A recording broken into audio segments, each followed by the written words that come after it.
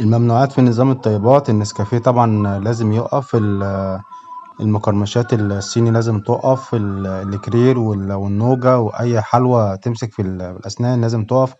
البطيخ لا يؤكل ولا عصير. البيض والحليب وخاصة خالي اللاكتوز، واللبن والزبادي والجبنة القريش والجبنة الفيتا والجبنة الاسطنبولي والدوبل كريم والبراميلي والدمياطي والملح الخفيف والكريمي واللبنة.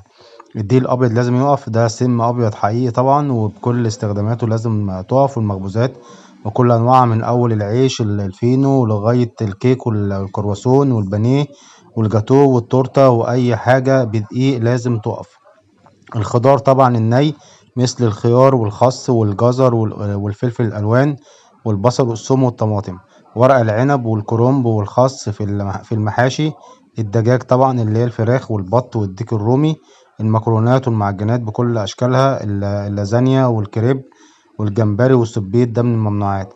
أي شيء بقى يتعبك امنعه حتى لو ما مكتوب في المسموحات، لأن معدتك هي المؤشر الحقيقي، والنتيجة على حسب جسمك. ممكن شهر أو شهرين من التزامك من النظام إن شاء الله يجيب الشفاء بإذن الله.